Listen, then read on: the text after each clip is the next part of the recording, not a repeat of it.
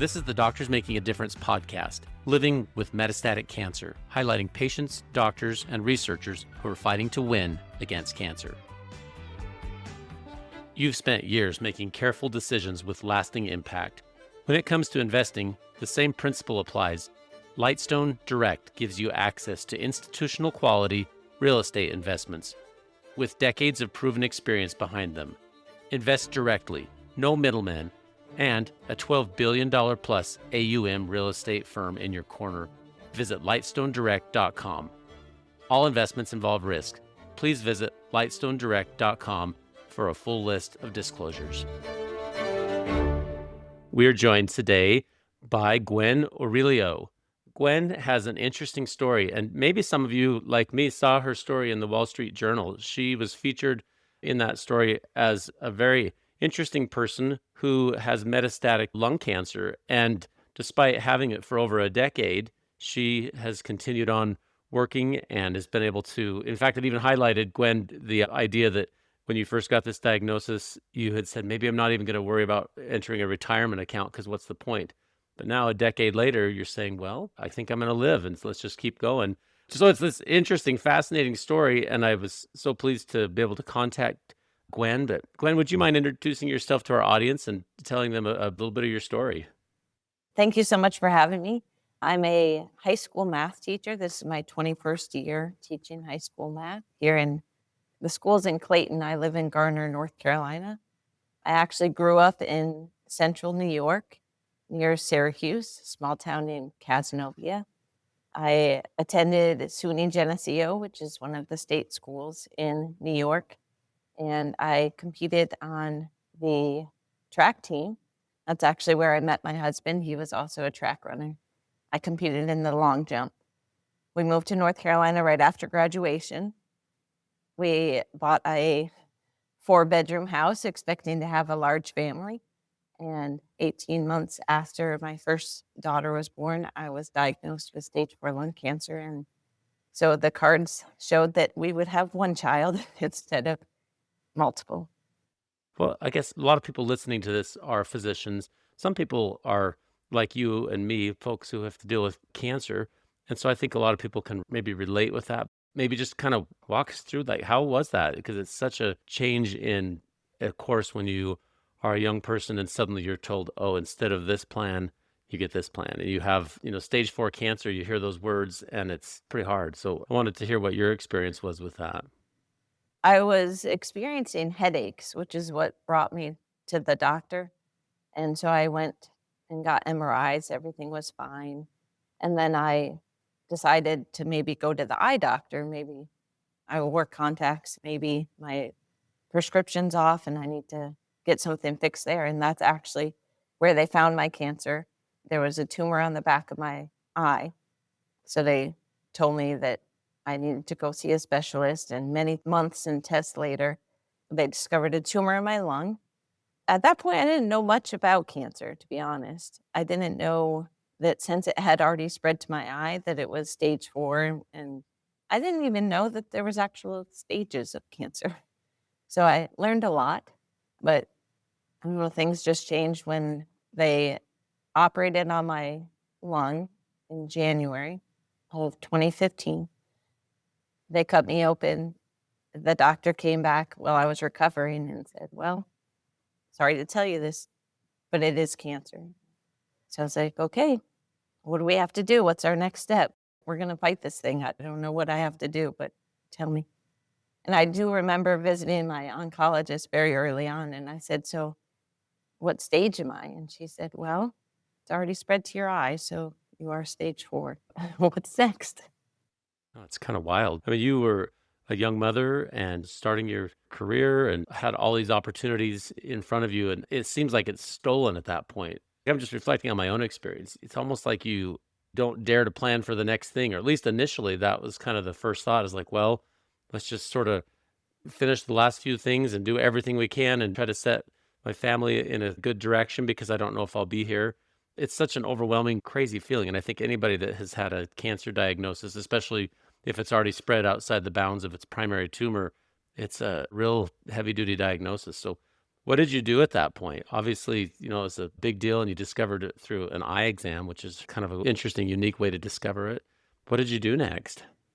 I was given the option to freeze my eggs to maybe have more children, and I right away thought about the one child that I did have, and I said, "No, I wanna attack this right away. It's already spreading, like, let's get rid of it." So, I opted to have chemo right away before we even tested to see what kind of mutation was driving my cancer. So, we started chemo right away. My biopsy went out to test for the EGFR and ALK mutations, which are the largest, the most popular mutations in lung cancer. And I was very fortunate to have an oncologist that was on top of all of the testing and stuff. And she said, "You're young and otherwise healthy. I know you have a mutation. We just have to find which one it is." So the first test came back that I didn't have those mutations, and she said, "All right, well, we're just gonna keep digging until we find what mutation, because 'cause I'm confident you have something that we will be able to treat." And she encouraged me to not look at Google. She said, "Those stats are not you. Every patient is different, so we're gonna find what's driving this." So I ended up having the ROS1 mutation. Once we discovered the ROS1 mutation at the time, there was one medicine that I could just take a pill every day. So I continued working through all of it, through my chemo. I was still teaching full time and I was coaching track at that time as well. So I was out with the varsity track team coaching the jumpers with no hair. Yeah, because 'cause you've gone through all traditional chemotherapy. I mean, I didn't have any hair to start with. I wish I could blame that from the chemotherapy.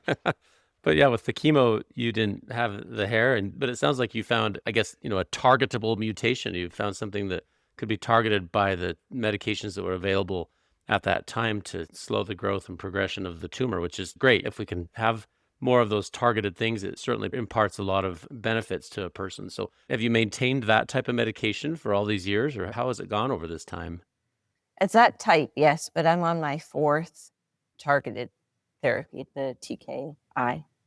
I was on the first one for about 3 years, and the next one was about 6 years. Maybe it was less, 5 years. And then the next one for one, and then this one I've been on since August of 2022. I'm on my fourth one, so that's why I need science to just keep finding these mutations because, as you most likely know, the cancer is smart and it figures out a way around the medicine, and you develop a mutation to the mutation. They find new ways around it. So they've developed these new medicines that will target those new mutations. So this one's been working great. That's great. Would you say that as time has gone on and you've started different therapies, have those therapies being developed in real time? Like when you first started, you said there was just one available, and then these others become available, and then you have a mutation, or you stop progressing, or you stop making response to the treatment. So then they have to give you another one. The science really is kind of keeping pace with what you are doing. You're like riding the front of this wave. Yes. My doctor said that when I was diagnosed, she said, well, it was a good time to be diagnosed because all of these new treatments are being developed.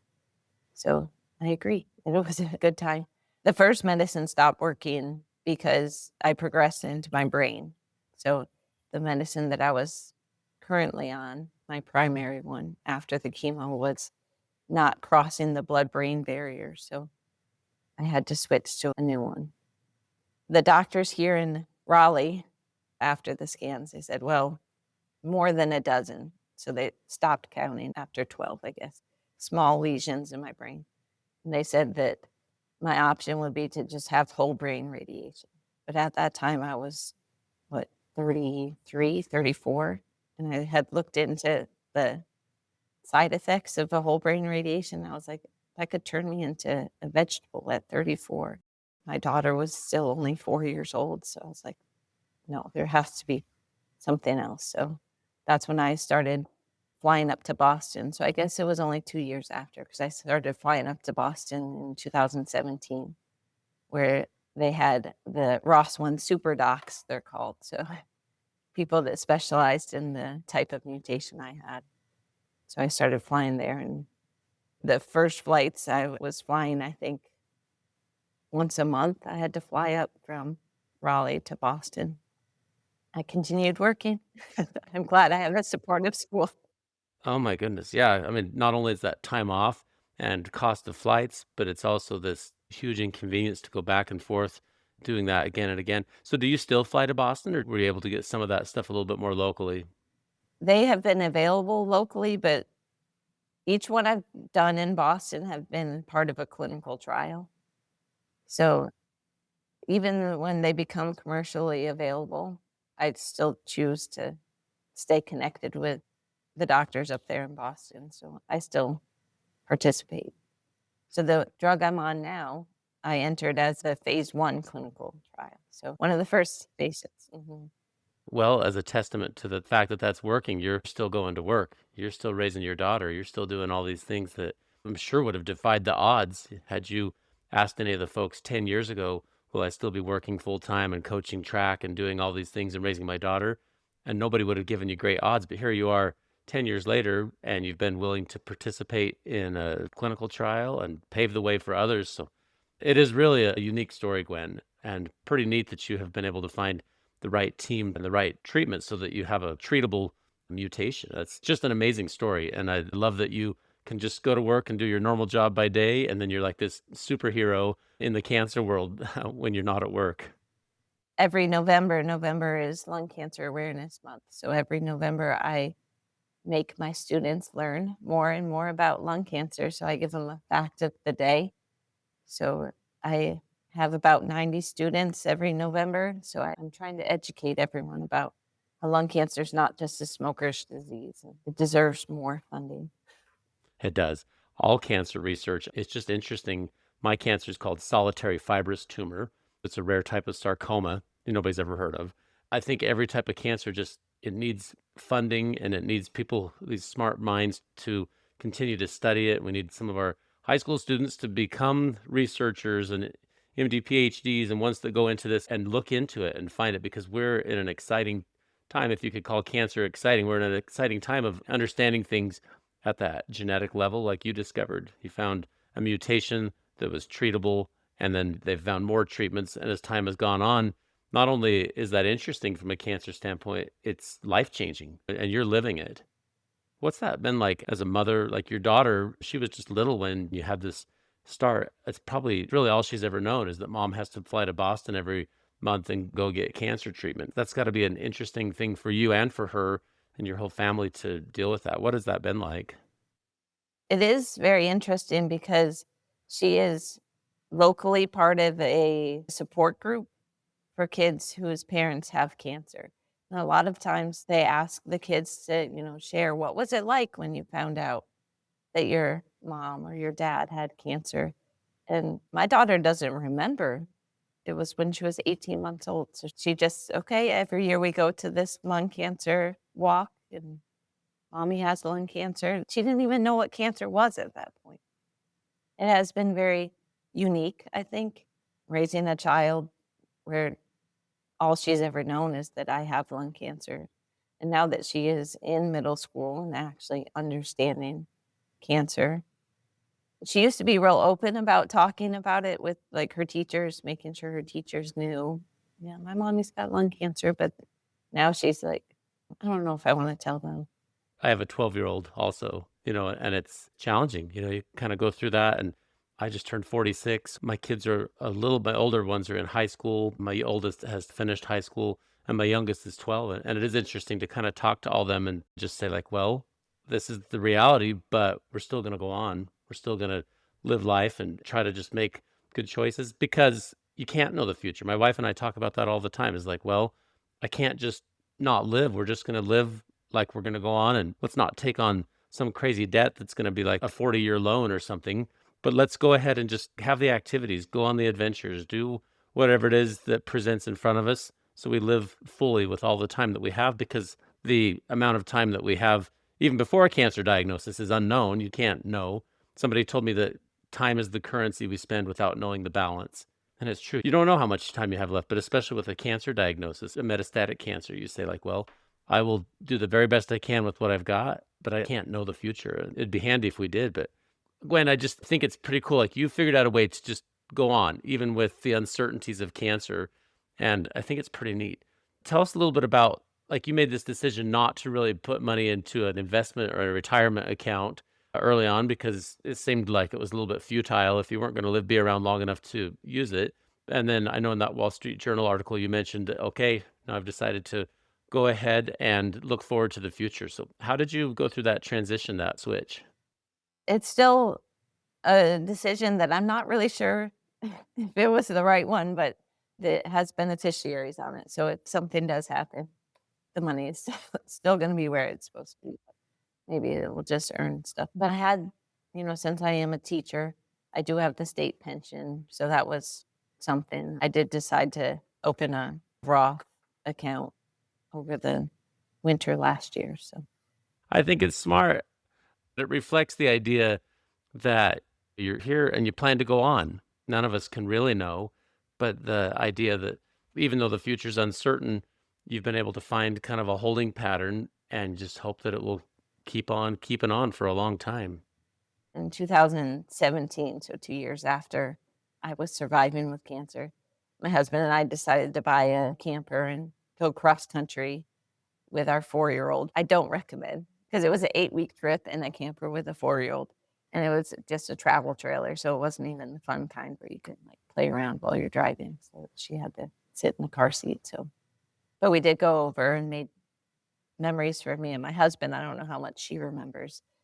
We had talked about it a long time before my diagnosis about getting the camper because my husband grew up camping with his family. And at one point I was like, let's go ahead and do it. Let's just buy the camper. Things like that. We do take trips. Since my husband's also an educator, he's a middle school science teacher. So we have the same schedule. We both have our summers off. So we do try and take summer trips and spring break trips. We went to Universal this last year. We're going on a cruise over Christmas. Even if people don't have cancer, you should just live your life to the fullest. Like, I don't think people should go into tremendous debt to have, wild experiences. But if you just save as you go along, go have the trips, go have the experiences, do stuff because you just don't know. Like I said, time is one of those things we don't know how much we have left. You're leaving a legacy for your daughter and also for your students. Like you say, over the course of a decade and hopefully decades to come, you will have had a direct influence on many hundreds, if not thousands of students. And then that goes on to ripple effect of that influences them and their families and so many people. And I think everybody, me included, we can think back to teachers we had in high school that had a tremendous impact on how we interact with things and see things. And you've done this as a coach for track and field. Those who are on YouTube or the video aspect of this can see Gwen Strong on your t-shirt. Tell us about that.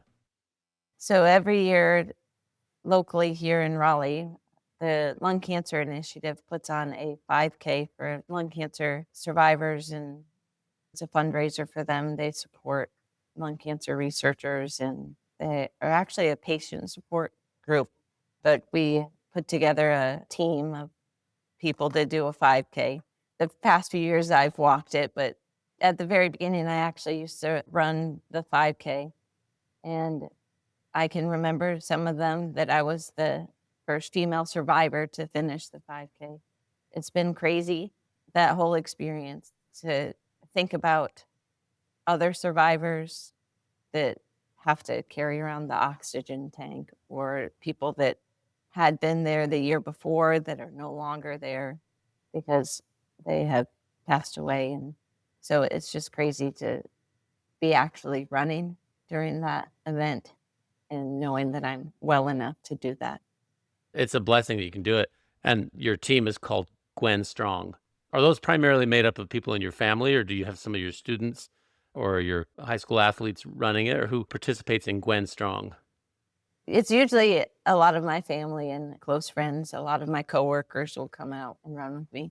But since my school's over in Clayton and this is an event held in Raleigh, I don't get very many of my students to join. Well, it's a really cool thing you do. I appreciate you sharing this. One of the questions I wanted to ask you is, so you've lived this experience for a decade. You've tried to impart this knowledge to students and others in your sphere of influence. You've been willing very kindly to share your story on Wall Street Journal and to, come here as a podcast guest. And again, I told you I find your story inspirational. I read that. And when you have these moments of uncertainty and doubt, you say, well, I'm not the only one. Look what Gwen is doing. Look at these other people who have figured out a way to live with cancer. What advice would you give to others who are facing a similar diagnosis themselves or to their family members? Well, every person's different. Every cancer is different. Like my doctor told me, don't look at any statistics. Just try and keep a positive mindset and be a self advocate. Sometimes you need to speak up for things that you are feeling or things you know that are right for you and your family, and just be there for each other. That's one of the reasons I kept working, was because I knew that if I was at home by myself, all I would think about was the cancer diagnosis, and only my mind would take me to bad places. So I knew I had to stay active and keep with my routine and try and carry on like I didn't have cancer. Carry on like everything else was normal. It worked for me. I tried to give that advice to my uncle who was diagnosed in December of last year, and he's not having the same experience as I am. I like the idea that you just try to live the best you can with what you've got and don't give in to despair, but say, I will do everything I can to keep a positive mental attitude. And then another thing that I think is interesting in your case, Gwen, is a lot of people would say, well, the only things that are available to me are things in my own little immediate area. But you were willing to travel. You've been able to go see whatever needed to be done and try to find wherever the most cutting edge research was, not just for yourself, but for your family and others who count on you. And that's an interesting part of the story, too, to be able to find a way to travel to Boston every single month for years and years and years. That's a tremendous expense. Like you mentioned before we hit record, think about all the trips you might have gone on if all the funds weren't going toward traveling to and staying in Boston every month. But you've gotten to know Boston really well. Yes, to the point where I'm like, "Ugh, I have to go to Boston again." But I was fortunate enough, they found the tumor in the back of my eye in September of 2014. As you may be aware, open enrollment for healthcare and extra little benefits like the cancer policies and stuff. You can sign up for those in October. So I was like, well, let me just go ahead and sign up for that cancer one just in case that thing in my eye is a tumor. I had no idea that it was lung cancer. I felt fine. Everything was fine. Like I could breathe fine. I've never smoked a day in my life. So I was like, it can't be lung cancer. Lung cancer was the last thing I thought the tumor in my eye was. But I was like, let me just get this cancer insurance. So the policy I have actually refunds me for my travel and they'll pay for my companion. So I always bring a friend I just brought my brother last time. Went to a Red Sox Yankees game up at Fenway. So that was an experience of a lifetime for sure. I try and make the best of it. But when I was first thinking about going to Boston, I said I would do anything to stay around for my daughter. I think that was a huge motivator. Well, thank you for sharing that. In that same vein, what advice would you give to others who have children? Like I told you, I have a 12-year-old, you have a 12-year-old, and it's kind of hard to say, like, well, I've got metastatic cancer, because then their immediate questions were, are you going to be okay? And you think, well, I'm sure going to try, but you can't know, like nobody can. What advice or what experiences would you share with others, people who are dealing with that? They've still got kids at home and there's so much uncertainty with cancer. Do you have any advice for other parents who are dealing with a similar situation? I would just advise to make memories with the kids. And that's the only thing I can think of because I was saying earlier, my daughter hasn't known anything different. My story is a little bit different. I was diagnosed when she was so young, but just make memories. My daughter has made other friends with kids who have lost parents due to cancer, and I think her friends remember the fun trips they had. Doesn't even have to be a trip. Go to the park all the time or Saturday morning donuts. Make the memories, have the experiences. Gwen, you're like this silent hero. You have done this stuff. You're not a person to just be full of rage or frustration. You're just so calm about this whole story. And yet, your story is heroic. You've been able to live with a challenging disease for a long time. You're raising a daughter in a challenging, uncertain time. You're still coaching and teaching and leaving this impact and this legacy. And you've taught us the importance of having financial preparation, get financial tools like insurance in place early on, have the experiences while you can. Don't lose hope and just don't despair. Keep going even when times are challenging. Don't be afraid to share your story because probably somebody else out there is having something similar.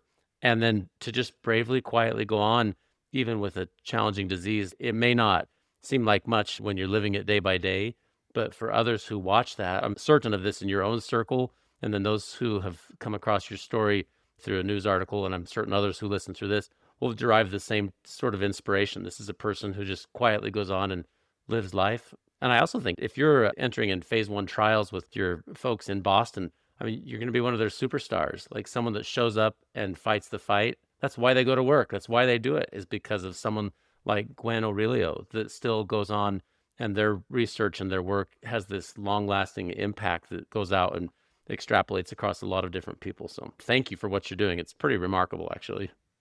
Well, thank you. That was all very nice. I just have complete trust in my doctors. So they tell me, hey, this drug looks very promising. I say, okay, let me try it out. I think I've been on 5 different clinical trials, 4 medicines, and then one was like for trying to find blood samples. They were testing something in my blood. I don't even know what that one was. Like, sure, sign me up. Well, the podcast is called Doctors Making a Difference. And most of our episodes are about doctors who are doing just that. And as I've talked to physicians all over the place, the thing that really drives physicians, the thing that really motivates all of us to keep doing what we're doing is the patients. It's the stories of individuals who got this huge benefit from something you did. And because everybody starts off in middle school or high school saying, I want to be a doctor, I want to help people. And then maybe you get a little bit lost along the way because it gets so chaotic and busy and you get so frustrated with the insurance systems and all the different complexities. But when it really boils down to what kind of impact am I having, it's individuals who benefit from that. So you're one of those, you've been able to do it. So I'm confident your story, somebody listening to this is an aspiring medical student who's going to say, I want to grow up, I want to do cancer research, and I want to be able to help people like Gwen. And maybe one of your students in your school that you've taught, you make them study cancer every November, one of them is going to go on and say, hey, we're going to keep changing this. We're going to change the trajectory for cancer patients so that metastatic cancer is not always a death sentence, but is instead something you can live with, more like a chronic disease rather than something that's going to take your life. What happens to Gwen Orilio next? What comes next for you? Like, you've had all these really kind of impactful, amazing life, and you've had a decade of uncertainty, but you've still gone on. What do you see coming next? Just keep doing the same. I'm hoping to retire in 10 years. I'll have 30 years in. I actually only need 9.5 more. That's another thing, like, I'm really excited about trying to get to retirement, but then I'm like, am I still gonna be around? Every now and then, like, when I'm real dark, like, should I just quit teaching now? No, I got 9.5 more years. I can do that. Well, thank you for what you're doing, Gwen. Like I say, I think it's a tremendously impactful to a lot of people, and I appreciate you sharing your story. I encourage folks who want to read about Gwen in the Wall Street Journal. If you search up Gwen Orilio on Wall Street Journal, Yeah, you'll find it. I think I'm the only one in the world, so just Google my name. There you go. It's inspiring, Gwen. And I appreciate you sharing. Any final words or things that you would want to share with our audience as we wrap up here? The questions you had listed for me, you had asked about a horror story. So my current worry right now is that the insurance that I am provided by my employer, the state of North Carolina, it's trying to drop the coverage from the hospital that I've been going to for 10 years. I'm worried about what that's going to look like if they actually do drop that and they will become out of network, because then that will cost me like $18,000 every time I have to go get a scan. That is my big major worry right now. So I don't know why they have to be so mean. Just let me be covered. Oh man, Gwen, you've hit on something that's a podcast in and of itself. Why do they have to be so mean is a good question. And I think sometimes on the physician side of it, it can be so frustrating because a person needs X, Y, or Z, or they found a specialist that really is helping with what they've got going. And then suddenly somebody in some place that's far away makes a decision that has a tremendously negative impact. It seems like they hear the stories but don't really respond. And it's so hard. It seems like we're in a changing insurance landscape where we're a little bit more focused on investors and financial incentives rather than patient outcomes. And I think that's a nationwide push. We all need to push back against that and say, look, insurance is supposed to be about patients and make sure that we continue to offer patients this excellent healthcare system that we've developed, but we don't want to leave people out just because their insurance system decides to make an arbitrary decision that really has a negative impact. It's a challenge. What have you found to be successful when you've had insurance challenges like that? Luckily, I haven't had any challenges. We'll see. At the end of October, I'm going to find out if I need to find a new place to get scanned, which I really don't want to do. Like, I just scheduled scans this morning. That was on my to-do list before this call. Since I am a teacher and we have today off from students, I was actually able to get my personal to-do list done. And one of those was to schedule my scans. And all I had to do was call the hospital that I've been going to for 10 and a half years. And I called the nuclear med department, asked for my one guy. He's like, I'll take care of you, instead of having to call the call center. And I get 3 scans done at the same time. I want them all scheduled between this time and this time. And they're like, oh, well, we can't do that. But the guy that I've been going to for 10 and a half years, he gets it done. These have real life impact. I can get scanned somewhere else. That's what the insurance company wants me to do because they're probably $200 cheaper. But I want to stay with this guy. I want to stay with the people that know me, that have been on this journey with me. I appreciate that call out. We need to make sure we raise awareness of these issues because insurance companies, I always tell my patients it's the golden rule. Whoever has the gold makes the rules. And unfortunately, in our healthcare system, a lot of those decision makers are not clinicians and not patients. There's a third party middleman, which is insurance, and we need insurance. And there's a lot of benefits to having medical insurance. But if insurance companies become so profit driven that they forget to take care of patients, then it's easy to lose sight of what that is actually all about. No, I appreciate you sharing that. Any other insights that you thought of, Gwen, that you'd want to share with our audience? I would say reach out if you know anyone that's got cancer. Reach out to them. They'd like to be remembered. Yeah, remembered. Exactly. Don't forget, because even though you have maybe the other big point as I've listened to your story, Gwen, is when somebody gets a metastatic cancer diagnosis, don't immediately have your next thought like, oh, well, they're going to die, because that's not always Right. the case. Keep going Right. with life because life is precious. Every single breath is precious. And you want to live it to your fullest. And it sounds like that's what you have done. And I really appreciate you taking the time to share with us, Gwen. It's been inspiring. And I just hope that things go really well for you and your little family. I appreciate you being willing to share kind of on a little bit larger scale the work that you're doing. And I just wish you the very best. Well, thank you for the invite. Have had a great time. Yeah, keep in touch, Gwen. Thank you very much. Thanks for tuning into the Doctors Making a Difference podcast. And thank you for what you do to help your patients and your community. Your work truly helps so many people.